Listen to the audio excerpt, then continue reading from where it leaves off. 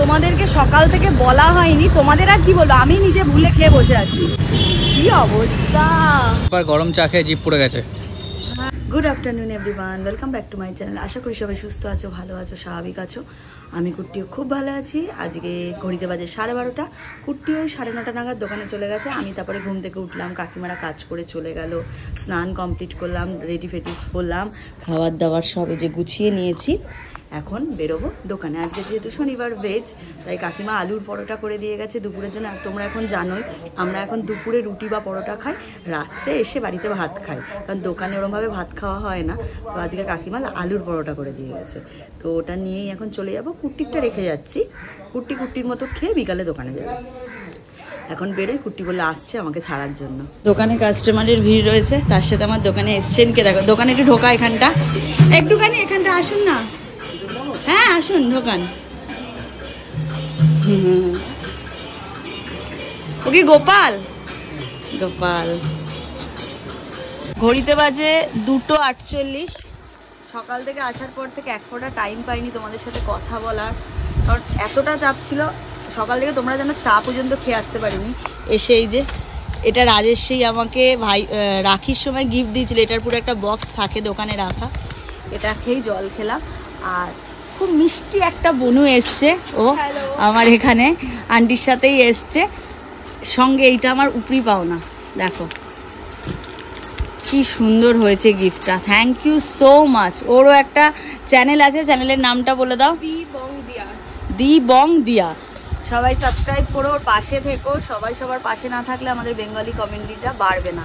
সবার হাত ধরেই সবাইকে এগোতে হবে। থ্যাংক ইউ সো মাচ গিফটার জন্য এবং আসার জন্য। আন্টিকে থ্যাংক ইউ, খুব ভালো থেকো। আমি চাউমিন নিয়ে এলাম, শুক্লা আবার এখানে টিফিন নিয়ে এসছে। এটা কি বানিয়েছিস রে? না বল না, এটা কি রে? বাবা পুরো বাটারে চুবিয়ে নিয়ে এসছে। দোকানে এখনো ভিড় রয়েছে, ঘড়িতে প্রায় 4:30 পৌনে 5টা বাজে। এখনো এই যে এত লোক রয়েছে, তার মধ্যে আবার শিলিগুড়ির থেকেও কাস্টমার ঢুকেছে। শিলিগুড়ির কাস্টমারদের ছেড়ে তারপর আমরা লাঞ্চ করবো। বাজে 5:14। এই জাস্ট কাউন্টার ফাঁকা হলো, উষাও খেতে বসেছে, শুক্লার আমি এবার খেতে বসবো। আমার তো যে ভেজ আলুর পরোটা, ওদের ননভেজ, ওরা শনিবারে ননভেজ খায়। ওরা আবার কেউ সোমবার খায় না, কেউ অন্যদিন খায় না। না শুক্লা মানে প্রতিদিন ননভেজ খায়, তাই না? শুক্লা প্রতিদিন ননভেজ খায়, উষা সোমবার খায় না। উপোস ছাড়া প্রতিদিন ননভেজ চলে। যাই হোক, এখন কুট্টি ফোন করলো, বললো স্নানে গেছে, স্নান করে আসছে, ততক্ষণে খাওয়াটা কমপ্লিট করিনি। আজকে আবার বাড়িতে একটু গিয়ে শাড়ির ভিডিও নিয়ে বসতে হবে।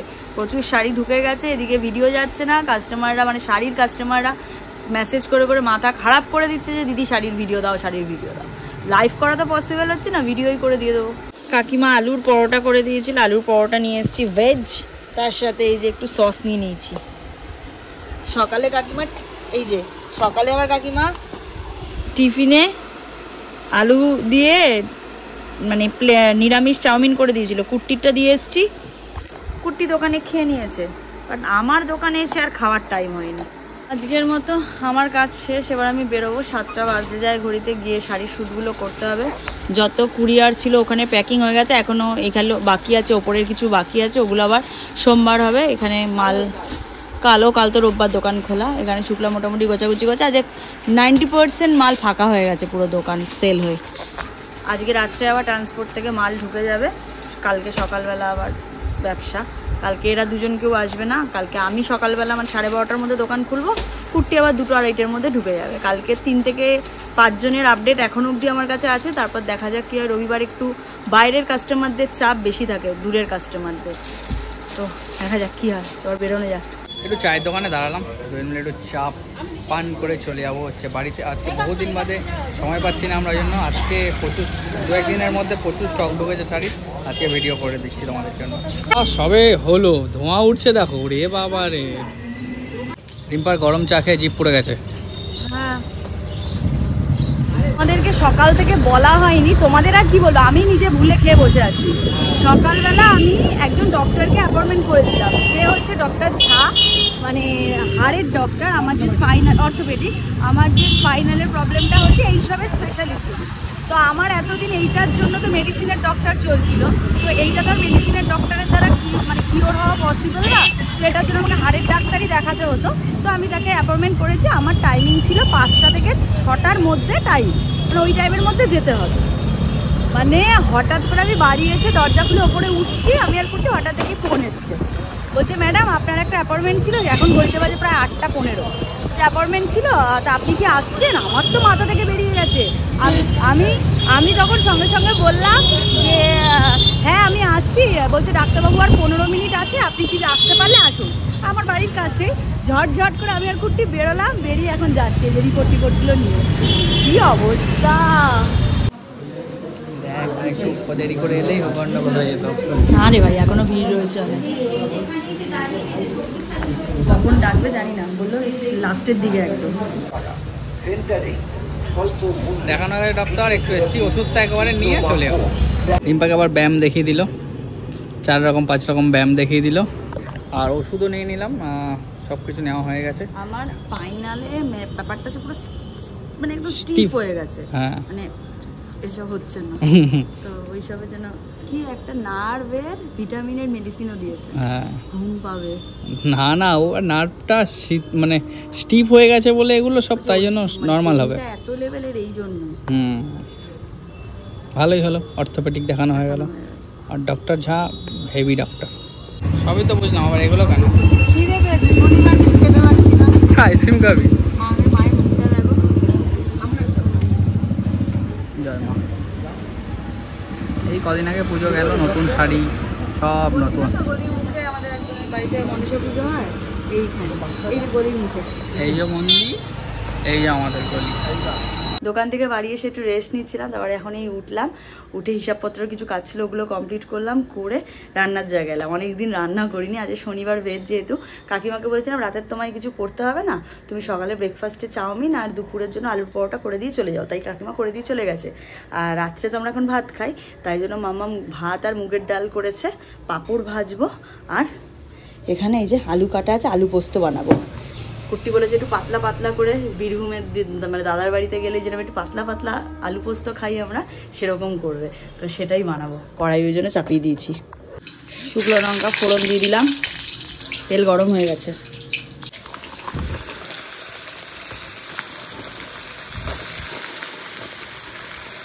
মাম্মাম বড় বড় করে একটা আলু কেটেছে, ভালোই হয়েছে।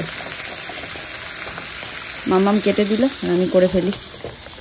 আলু ভাজতে বসিয়ে দিয়েছি, আর এদিকে পোস্ত পেস্ট করে নিয়েছি। পোস্তটা দিয়ে দিই, আলুটা মোটামুটি ভাজা হয়ে গেছে। জল দিয়ে দিই, জল দিয়ে দিয়েছি, এবারে ফুটছে। মোটামুটি আলু পোস্তটা হয়ে গেছে, একটু সর্ষের তেল ছড়িয়ে নামিয়ে নেব।